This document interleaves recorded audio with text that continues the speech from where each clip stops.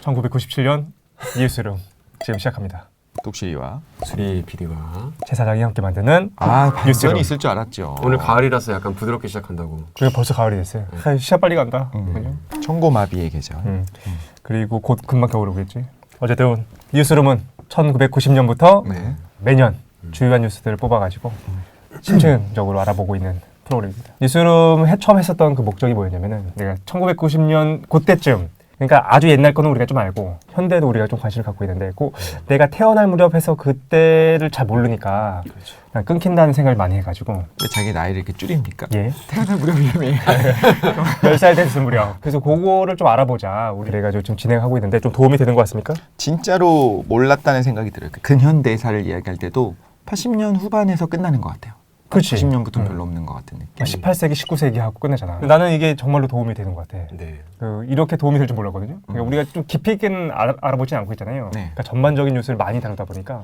그런데 97년 뉴스를 좀 준비하면서 97년에 이제 중요한 것들이 많지 않습니까? IMF도 있고. 근데 요 개별적인 사건들만 알고 있었는데 우리가 90년부터 1년 1년씩 알아봤잖아. 그러니까 어떤 맥락이고 어떤 분위기인지 최근에 알겠는 거야 이제. 책 쓰십니까? 책은 딴 걸로 돈 되는 걸로 쓰고 이제 개인적으로 이제 도움이 많이 되고 있는 것 같아가지고 기쁘다. 그래서 90년대에 있었던 일들이 저한테는 역사라고 생각이 들지 않았어요. 어렸을 때 있었던 일, 그리고 지금 현재랑 동일하게 일어나는 일들, 좀 더 나중에 태어나신 분들이나 뭐 90년대 후반이나 혹은 2000년대 태어나신 분들도 이제 을이 돼가고 있잖아요. 그분들 입장에서는 이제 역사인 거야. 그러네. 그거를 우리가 다시 짚어주는. 그래서 우리한테는 현재 진행형이었었던 사건들이 이제는 역사가 된 분들도 있을 것이고, 또 우리 조금 윗세대 분들 입장에서는 야, 쟤네들이 저걸 저렇게까지밖에 몰라? 그 당시에 어른이었던 분들은 또 자세히 봤을 거 아니에요. 그리고 그 상황에 대한 자신들의 해석이 다 있었을 거고, 우리는 아직 이 사건에 대한 우리 해석이 갖춰지기 전이었잖아요. 그래서 우리는 정보만 알지 그때 상황에서 느낌을 모르니까. 피부에 와닿는 분들의 입장도 다른 거니까. 그래서 댓글로 달아주시더라고 그런 분들이. 네. 맞아요. 네, 도움 많이 받고 있고 시청자분들도 좀 도움이 됐으면 좋겠다. 갑자기 생각이 좀 들었습니다. 오늘 이제 97년도 96년도 뉴스를 좀 돌이켜보면 별거 없다, 폭풍전야다 이런 얘기 했던 거 기억납니까? 외계인이 있었는데? 외계인? 그런데 97년은 말 그대로 뉴스가 너무 많아가지고. 네. 입으로 합니까? 예? 2부. 난 2부로 한다고 해서 우리 아침이어가지고 발음이. 왜 당황하죠? 원래는 이제 딴 걸로 했는데. 발로 했는데. 발로 했는데. 코로 했는데. 그래서 제일 꼰대야. 97년 뉴스가 너무 많아. 그래서 하나하나 다루는 게 재밌을 것 같긴 한데 그래도 빠르게 한번 97년도 뉴스 훑어보도록 하겠습니다. 97년은 누구나 알듯 최악의 해의 기준이 되는 해. 그러니까 우리가 뭐가 문제가 있으면 항상 기준으로 IMF 때 97년 대비 이렇게 얘기하지 않습니까? 그 한국인의 트라우마가 되는 해다 이렇게 볼 수 있을 것 같고, 그래서 97년 그러면 이제 IMF다 이렇게만 알고 있는데 이때 연초가 시작됐을 때 분위기는 어땠느냐? 우리가 기존에 해왔던 것들을 기준으로 해서 보면 사회가 좀 혼란스러웠어요. 그러니까 정치적으로는 바로 전년도에 뭐가 있었느냐? 노동법 날치기. 그렇지. 기억납니까? 맞아. 그게 있었고, 그다음에 김영삼 대통령은 이제 레임덕 마지막 해 최악의 레임덕을 보내고 있었다. 그래서 계속 시위 있고 막 파업 있고 그러는 분위기로 97년도를 시작하게 됩니다. 사회는 또 어땠느냐? 연대 사태가 있었지. 전년도에. 그리고 그거에 대한 여파가 계속 있고, 친공안 정국 때문에 이제 정부에서 인터넷 검열도 많이 하고 그런 분위기가 유지되고 있었다. 그리고 북한과는 최악의 대치 상태가 유지되고 있었어요. 그렇죠. 아직 김일성 사후에 김정일이 이제 표면으로 드러나지 않은 상태였고 혼란스럽고 무장공비 침투 사건이 있었던 거 기억납니까? 맞아요. 그러니까 사회가 엉망진창이었어. 그래서 그때는 나는 이제 17살이었거든요. 16살이었고 16살. 11살, 11살? 11살이었으니까. 우리는 행복하지 않았습니까? 만화 보고 난 기억이 안 나. 몰랐어. 근데 그럼에도 불구하고 고등학생 시절이니까 어느 정도는 약간 좀 와닿는 게 있지 않았나요? 97년 고등학생이요? 고1 때네. 중3. 고1 때니까. 근데 행복했다. 그러니까 아무것도 모르면 맨날 만화 보고 TV 보고 그럴 시기여가지고. 근데 돌이켜보니까 통과제를 보셨다고. 근데 어떻게 그럴 수가 있었을까요? 생각해보면 지금은 정보화 시대니까 어린 사람들도 좀 정치나 이런 것들에 대해서 관심을 많이 갖더라고요, 요즘에는. 맞아. 초등학생들도 알아. 요즘 많이 알아요. 워낙 정보가 많이 풀렸으니까. 근데 어쩌면 우리는 정보가 많이 없어서 그걸 몰랐던 건 아닌가? 물론 부모님들이 감추고 이렇게 한 것도 있겠지만 감춘 게 있나? 그때까지는 이런 상황이 이렇게 돌아가고 있으라고 하는 건 어린아이들은 몰라도 돼. 혹은 학생들은 공부나 해. 이런 거였다면 진짜 요즘은 초등학생, 중학생들한테도 어떤 사회 이슈에 대해서 가르치고 아니야 몰라. 하지 않을까? 그런가? 몰라. 조카가 모르던가요? 조카요? 몰라 애들 관심 없고 똑같나? 그냥. 애들은 언제나 애들인가? 그럼 그래, 그래서 그 뭐야 BTS 보고 하긴 BTS는 뭐 이제 그럴 수 있겠다. 볼만하긴 하지만 그렇지. 연예인들 보고 네. 계속 그렇게 BTS 보는 게 잘못인가요? BTS 봐야지요. 네, 그렇죠. 어른부터 아들까지 다. 어른부터 아들이요. 그래서 지금 돌이켜보면 어른이 돼서 2020년이 혼란스럽다고 느껴지지 않습니까? 네. 근데 97년 살아가셨던 우리 부모님 세대들도 음. 야 이건 최악이다 라고 생각했을 만한 해였다 라는 좀 생각이 들었어요. 그랬을 것 같아요. 하나씩 봅시다. 네. 해외부터 보기 시작하면 네. 96년도에는 해외를 거의 안 봤거든. 해외에 재밌는 사건들이 좀 있어가지고 하나씩 보면 재미있는 사건이라고 말씀하셨습니다. 재미보다는 중요한 사건이에요. 아 불안해 한마디 한마디가. 아, 예. 약간 흥미로운. 2월이 되자마자 등소평 덩샤오핑 사망이 있습니다. 아, 그래서 93살에 이제 사망하게 되는데 오래 오래 되셨네요. 되셨네. 그렇지. 그 장수의 대명사고 이분이 이제 건강 관리한 걸 보면 또 흥미롭기도 한데 우리 대략적으로만 보도록 합시다. 중국 공산당 최고 지도자였죠. 그래서 모택동, 그다음에 등소평, 장점인 후진타오, 시진핑으로 이어지는 중국의 권력 서열에서 두 번째다라고 보시면 될 것 같습니다. 최 사장님이 얼마나 그 예전 사람인지 딱 드러나네요. 뒤에 세 분은 이제 원어로 읽었고 거기 발음으로 읽었고 아 앞에 두 그러네. 개는 한자어로 읽었고 예, 맞아요. 그러니까 모택동, 등소평이 나한테는 좀 더 익숙한 거야. 근데 아마 마오쩌둥보다. 한국인한테 이게 더 익숙하지 않을까요? 그렇지. 모택동 말고는 뭐가? 마오쩌둥. 마오쩌둥. 아 맞네 마오쩌둥 마오쩌둥. 있구나. 이제는 덩샤오핑. 아예 바뀌었잖아. 이름 그래. 아마 지금 20대 분들은 이렇게 이야기를 하면 뭐 불란서 뭐 이렇게 얘기하는 것처럼 느낄 그러네. 거예요. 아마. 이태리 요즘에 불란서 안 쓰나? 불란서라고 안 하죠. 요즘에 영국도 잉글랜드라고 한다면 그냥 아 그래요? 왜? 영국이라는 용어를 잘 안 쓴대. 왜요? 네 글자로 늘어나. 이제 축야가 그렇게 좋아하는데 왜 하나로 그래? 보지 않나 이제 쪼개지는 거를 감지하기 시작했나 사람들이? 아, 모르겠네. 어쨌든 그래서. 그렇게 한다고 합니다. 그래서 등소평 되게 중요한 인물이고 네. 전 시대에 있었던 그 최고 권력자 마오쩌둥, 음. 모택동이 똥 싸신 게 있어요. 그래서 문화 대혁명으로서 아. 혼란에 빠진 중국을 수습하게 되는 인물.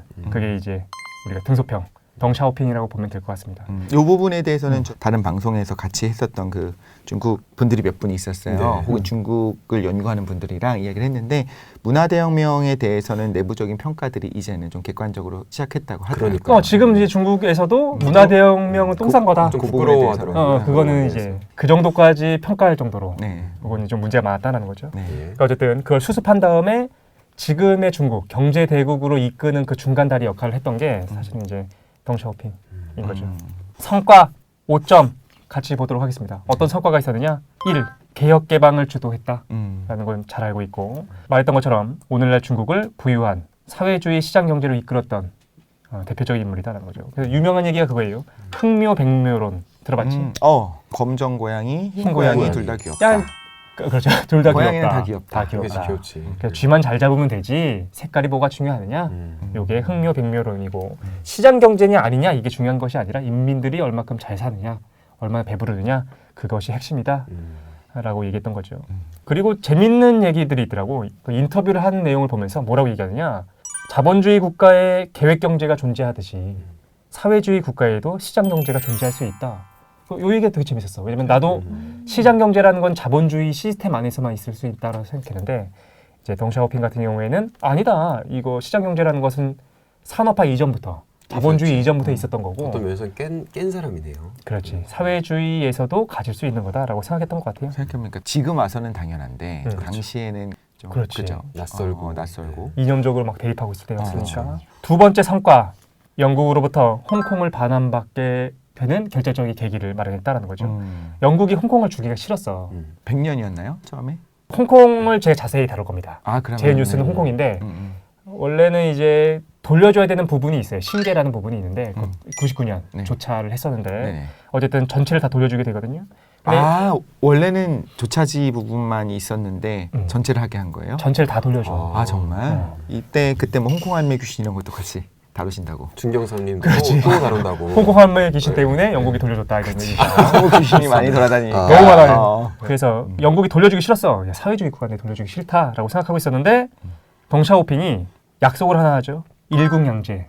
그 말이 이때 처음 나온 거예요? 이때 나온 거예요. 아. 그래서 1국가 이 체제를 가능하다. 최소한 50년 동안 보장하겠다라고 약속을 합니다. 오. 약속을 했다고. 음. 그런데 사실은 이제 문제가 좀 되긴 하죠. 약속만 뭐 했다라는 거. 국가 사이의 약속이라는 게 무슨 의미가 있습니까? 동맹이라는 게 어떤 의미가 있고. 사실 그런 것도 없잖아요. 정말 바로 설득되는 거 아니에요? 바로. 그래서 이걸 유지를 못한 게 되는 것처럼 보이지 최근에 보면. 그래서 어쨌든 영국으로부터 홍콩을 반환받은 대표적인 성과를 냈던 게 바로 등소평이다라고 보시면 될 것 같습니다. 이때 어렸잖아요. 그냥 그런가 보다 하기도 하고 사실 거의 관심이 없다가 나중에 조금 나이가 들어서 이 사실은 이제 다시 알게 되고 그때 그런가 보다 했는데 당시에 그 영국 뭐라고 해야 돼? 식민지라고 해야 돼? 영국 식민지.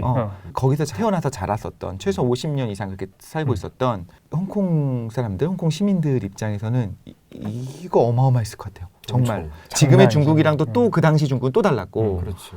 그럼 영국 시민권을 가진 상태로 홍콩에 사게 되는 건가? 좀 자세하게 다뤄주시겠지만 상상을 해보면 너무 아찔할 것 같아.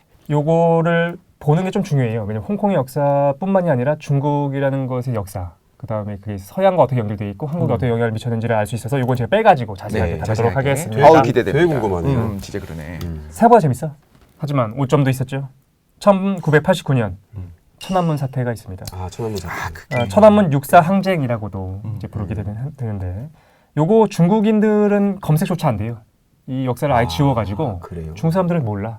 근데 이제 홍콩이나 대만 사람들은 이걸 이제 추모도 하고 매년 그렇게 하고 있긴 한데 개혁 개방 이후에 중국인들은 서양을 접하면서 민주화에 눈을 뜨기 시작합니다. 그래서 천안문 광장에 모여서 민주화를 요구하게 되죠. 근데 그러한 시민과 학생들을 덩샤오핑은 폭도로 규정해요. 그렇죠. 그리고 탱크와 군인을 동원해서 잔혹하게 진압하게 됩니다. 또 떠오르는 사건이 있지 않습니까? 우리나라에도 비슷한. 너무 비슷해. 네. 근데 좀 흥미로운 게 왜 한국은 그걸 성공할 수 있었는데 민주화를 얘네들은 왜 실패했는가가 되게 흥미롭긴 해요. 정부 측은 300에서 400명 정도가 죽었을 거다라고 얘기를 하고 있는데 시민들은 수천 명 정도로 예상하고 요거 영상들이 굉장히 많아요. 지금은 많이 이제 중국에서 이걸 삭제하고 있는 것 같긴 한데 대표적으로 우리가 알고 있는 건 그거지. 탱크를 맡고 있는 사람. 네. 그 장면이 바로 여기에 있는 거고. 외신 기자가 굉장히 많았나 봐요. 외신 기자가 하필이면 그때 많이 들어왔어. 왜냐하면 고르바초프가 중국을 방문하기로 하는 그 시점이었거든. 그래서 외신 기자들이 들어왔는데 천안문 광장에 모여 있던 거야. 이거 장면들을 보면 장난 아니에요. 막 그 전차들로 시민들을 막 치고 다니고. 근데 이제 등소평 같은 경우에 이렇게 얘기하는 게 있어요. 피해는 최소화해야 하지만 어느 정도의 피는 반드시 봐라. 그러니까 실제로 이걸 공포적으로 억누르지 않으면 다시 발생할 거니까 등소평이 이걸 좀 강하게 추진하게 되죠. 이 부분이 저한테는 되게 흥미로운 부분이 이 직후에 공포심이 퍼지잖아요. 그래서 쉬쉬하게 되고 그건 너무 당연한 것 같아요. 그럴 수 있고 그게 억눌려 있었던 감정이 그리고 어떤 그런 여러 가지 열망들이 더 폭발적으로 여러 도시에서 이제 터져 나올 수도 있지만 정말 강력하게 진압을 했을 때 쉬쉬하게 될 수 있다고 보는데 그 후에 이제 정보 통제를 시작을 했어요. 이런 일들은 아예 없었던 것처럼 우리 미화하는 것이 아니라 아예 없었던 것처럼 그런데 외부에서는 다 알고 있어. 모든 나라가 다 알고 있어. 중국을 빼고는. 그 중국에서도 이제 해외 진출한 분들이 많으니까 알긴 알 거예요. 그런데 이런 통제를 하게 되면 오히려 숨기는 게 있네 하면서 더 터져 나오는 것이 아니라 여전히 지금까지도 모르거나 혹은 모르고 싶거나 아니면 이제 상황을 알게 되었으나 그럼에도 불구하고 이제 해석을 다르게 내놓는 게 신기해요. 나는 오래 못 간다고 생각해. 그래요? 나는 그 자유라는 게 마약보다 무서워가지고 한번 자유에 대해서 경험한 사람들은 그 억지로 무릎을 꿇릴 수는 있지. 그런데 그 영혼까지 꿇릴 수는 없거든, 무릎을. 그래서 나는 이거 터져 나올 거다라고 생각을 합니다. 근데 자유라는 개념에 대해서 수동적으로 해석하는 사람 혹은 이제 부분들도 있을 거라고 생각을 해가지고 지금 최 사장님이 말씀하시는 건 뭐랄까 극적이고 순수한 개념의 자유를 얘기하는 것 같은데 그냥 그 시대에 살아가면서 내가 거기에 소속이 되고 그리고 우리 국가가 잘 나가면 거기에 대해서 자긍심을 느끼고 부끄러운 과거가 있을지언정 나름대로 거기서 잘 살게 된다면 이게 어떻게 보면 과거에 피해를 흘렸기 때문에 우리가 잘 사는 거야 라고 생각을 할 수도 있어서 오히려 자유를 갈망하지 않게 될 수도 있는 거 아닌가요? 너무 흥미로워서 저도 약간만 더해서 여쭤보고 싶어요. 왜냐하면 예전에 대장님이 그런 얘기를 했었어요. 결국에는 먹고 사는 문제다. 요 경제적인 것이 해결이 되면 많은 부분이 덮어질 수 있고 그게 해결이 안 되면 아무리 자유로운데 배고파. 이렇게 생각했을 때 사람들은 경제적인 걸 따라간다는 분위기로 비슷한 취지로 말씀하신 적이 있는데 정확하게 지적을 해주신 것 같아서 최 사장님의 견해가 궁금합니다. 글쎄 사람들이 이제 배가 부르기 시작하면 네. 그 더 고차원적인 무엇인가를 추구하게 될 거고 그냥 모르겠어요. 두 가지가 있겠지. 연착륙 할 수도 있고 경착륙 할 수도 있고. 근데 어떻게 됐든 결과적으로 나는 자유에 대해서 민주주의에 대해서 민주화에 대해서 요구하는 열망이 터져 나올 것 같아. 중국이 잘 관리를 한다. 그럼 연착륙을 할 것 같고 이 관리를 제대로 못하기 시작한다. 그러면 이제 제2의 천안문 사태나 뭐 있을 수도 있겠지. 뭐 이거에 대해서 오늘 이걸 토론할 수 그렇죠. 없으니까 예, 요게 맞습니다. 또 나오면 이걸 네네, 토론하도록 그럽시다. 합시다. 예. 재밌지 생각보다 그지? 그러게요. 왜 우리랑 또 연결되는 게 많아서. 네, 맞습니다. 우리도 그냥 민주항쟁뿐만 아니라 조금 더 우리가 단절되어 있다고 생각하는 그 이전 시대의 어떤 여러 가지를 같이 봤을 때 역사가 돼버리면 그냥 그땐 그런 일이 있었어라고 말씀하신 그런 네, 거잖아요. 맞아요. 그럴까봐. 사실 그럴 수도 있고 싱가포르 같은 경우에도 뭐 독재인데 그렇죠. 잘 먹고 사니까 이제 네. 유지가 되는 것처럼 그럴 수도 있겠지. 다음에 한번. 네. 다음에 한번 얘기하도록 하겠습니다. 네. 그리고 5월, 6월이 되면 네. 유럽에서는 제2차 좌파 황금 시대가 오게 돼요. 오. 그래서 EU 회원국이 당시에 15개였거든. 네. 근데 13개 국가에서 좌파 혹은 좌파 연정의 정권이 집권하게 되는데 요거는 시간 관계상 다른 뉴스에 비해서 재미가 없으니까 건너뛰도록 예. 하겠습니다. 러시아 소련 좋아했겠네요. 이미 패망했지만 뭐 서로 이제 유럽은 서로 이제 그럴 줄 알았다 이놈들아 그러고 있었을 무덤에서 수도 있어. 좋아했겠네요. 네. 그다음에 7월 1일 아까 말씀드렸던 것처럼 홍콩 반환이 있게 된다. 이건 자세히 나중에 다루도록 하겠습니다. 네. 7월 4일이 되면 나사에서 무인 탐사선 패스파인더호가 화성에 안착하게 돼요. 이때군요. 이때였어. 그래서 96년 전년도 12월에 발사를 해. 그리고 한 8개월인가 날아가가지고 7월 4일 날 화성 아레스 벨리스 평원에 착륙하게 된다. 이 패스파인더가 나중에 마션에서 나오죠. 그 그 주인공이 맞습니다. 탈출할 때 쓰는. 그렇죠. 신호 이렇게 주고받는. 탈출할 맞아요. 때 맞아요. 네. 패스파인더호 안에 그게 들어있던 거잖아. 이렇게 로봇 다리 6개 달려있던 그 로봇. 맞아요. 조그만 소저너. 소저너. 맞아. 탐사 로봇 소저너가 거기 들어있었죠. 네네. 재밌는 뉴스가 너무 많아요. 97년에. 97년에 나왔어요. 왜냐 우리 90년대부터 97년까지 왔잖아요. 재밌는 뉴스가 다 몰려 있어요. 97년에. 맞아. 그러니까 이때가 흥미로웠던 것 같아. 그렇죠. 나는 개인적으로 그때 17살이고 과학에 관심이 많지 않습니까? 난 패스파인더호가 흥미로웠어 그 당시에. 이런 예쁘죠. 패스파인더. 그러니까 지금 너무 당연하게 되는데 당시 흥미로웠던 게 착륙하는 과정이 좀 달랐어요. 맞아. 당연히 역추진을 해갖고 착륙을 해야 된다 이렇게 생각을 하고 있었는데 그러니까 던졌잖아. 던졌어. 에어백을 터뜨려서 이렇게 통통통 튀다가 이제 멈추게 하는. 이건 그게 패스파인더가 아니고, 아니라. 근데 지금 생각하면 얼마나 기발해. 나는 그러네. 그게. 그래서 사실 그게 또 생각나거든. 그래서 한쪽 면이 제대로 안 펼쳐져. 맞아. 그 텐트 있잖아요. 던지면 막 펼쳐진 텐트 그러니까. 그런 느낌인 건가요? 근데 사실 던지는 게 더 위험성은 컸죠. 그치. 어떤 문제가 생길지 모르고 말씀하신 것처럼 그런 문제도 실제로 생기기도 했었고 제대로 열려지지 않는 문제도 있었고 바위 같은 거에 이렇게 닿아서 에어백이 터질 수도 그치. 있고 그럼 이게 얼마짜리 프로젝트인데. 그러니까. 왜 근데 그렇다고 성공을 하지. 성공. 그래서 원래 소저너가 한 일주일인가 활동한 다음에 멈출 줄 알았어. 오래 합니다. 그래서 6주 이상 활동해가지고 1만 장의 화성 표면 사진 그리고 400만 가지의 화성 대기 정보, 기상 정보를 지구로 전송하게 됐다. 네. 하지만 더 재밌는 뉴스가 있기 때문에 넘어가도록 합시다.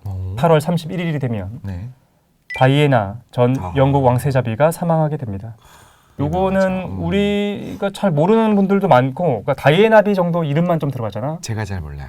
아 그래요? 근데 이제 이번에 기회에 찾아보니까 어마어마한 양이 우리나라에서도 많은 분들이 진짜 관심을 갖고 있었더라고요. 그렇지. 영국 왕실에 대해서는 전 세계 사람들이 사실 관심이 있기도 하고 그리고 요 내용 좀 찾아봤어요? 좀 잘 봤었습니다. 네. 세상 그냥 세상 막장 드라마를 다 찍었어. 미스테리한 부분들도 좀 있고 케네디랑도 또 연문이 있었고 뭐 그런 것도 다 있고. 있죠. 그래도 결론적으로는 영국에서 왕실의 어떤 사주를 받은 뭐 정보부든 어디든 거기서 한 겁니까? 지금 이렇게 딱 공식적으로 나온 건 없어. 없죠. 여전히 없어요. 그래요. 맞아요. 없어요. 서프라이즈에 나올 법한 그런 이야기로 얘기가 이제 있고? 가득한 약간 그런. 궁금해하시는 분들이 있을 테니까 요건 좀 다루도록 하도록 합시다. 예. 그래요. 빠르게. 좋다. 빠르게. 에이. 원래 이름은 이제 다이애나 스펜서. 향년 37살 때 이제 죽게 됩니다. 나보다 어리네. 지금의 나보다. 이제 어렸어. 지금 그지 지금하고 어렵다. 젊은 나이에. 81년 7월이 되면 네. 21살 때 찰스 왕세자와 동화 같은 결혼을 하고 전 세계적인 사람들이 이걸 지켜보게 되지. 6m짜리였나? 그 커다란 그 하얀색 웨딩드레스. 그래서 전 세계 7억의 인구가 이를 지켜보게 됩니다. 그런데 15년 만에 이혼을 하게 되죠. 이혼했을 때의 나이는 36살이었어. 문제가 뭐였느냐? 찰스 왕세자한테 오랜 연인이 있었다라는 거였죠. 결혼 전부터 사귀었던. 결혼 전부터 사귀었었는데 이제 다이애나만 몰랐던 거야. 다 알고 주변 사람들이. 이름이 뭐였냐면 카밀라 파커볼스라는 분인데 그녀를 정리하지 않고서 결혼을 한 거야. 근데 왜 그렇다면 왜 사랑하는 사람이 있고 왕세자인데 왜 그 사람을 버리고 왜 다이애나를 선택했느냐? 왕이 되고 싶었던 거예요. 찰스가. 영국 왕세자비의 조건이 있었습니다. 왕세자비가 되려면 성공의 신자여야 되고 이건 진짜 고리타분한데 처녀여야 돼. 그리고 왕족이나 귀족 가문 출신이어야 된다라는 조건이 있었는데 파커볼스가 찰스를 기다리지 못하고 찰스의 친구와 결혼해. 기다리지 못한 거예요? 그리고 왕족이나 귀족 출신이 아니었어. 어차피 안 될 거라고 못할 생각한 거라 거야. 생각하고. 그래가지고 그때부터 이제 불륜을 저지르는데 카밀라 파커볼스의 남편도 이걸 알았어. 근데 왕세자가 너무나 이제 큰 거야. 그래서 조용하고 있어요. 그러니까 엉망진창이었던 거지. 카밀라 파커볼스한테는 평민인 남편 앤드류 파커볼스가 있었다는 거죠. 잠깐만. 영국 왕세자비의 조건에 처녀여야 된다라고 하는 건 너무 유부녀면 이상하잖아. 결혼하고 돌아온 사람은 안 돼. 그것도 안 돼? 안 돼. 그래요. 이건 좀 옛날의 냄새가 그렇죠. 좀 많이 네. 나네요. 그러니까. 그렇죠. 옛날부터 있었던 조건이었을 거 아니에요. 대영제국 맞아요. 시대부터. 그치. 극단적으로 보수적인 거니까. 그러네. 그러니까 찰스한테는 뭐가 필요하느냐? 어쨌든 그런 여인이 필요한 거야. 왕이 될 수 있는 조건을 챙겨줄 수 있는. 근데 딱 보니까 다이애나가 21살 아닙니까? 어리고 말 잘 듣게 보이는 거야. 그래서 다이애나를 선택하고 결혼을 하게 됩니다. 하지만 다이애나는 생각보다 말 잘 듣는 사람이 아니었어요. 맞아. 그래서 자존감이 강하고 당당한 여인이었다라는 거였죠. 그 불행한 결혼에서 받지 못했던 사랑을 그걸로 고통스러워하는 것이 아니라 외부에 발산하기 시작합니다. 그래서 헌신적인 봉사를 하면서 대중들을 감동시키고 그래서 결국에는 왕실보다 더 높은 인기를 구가하게 되는 거죠.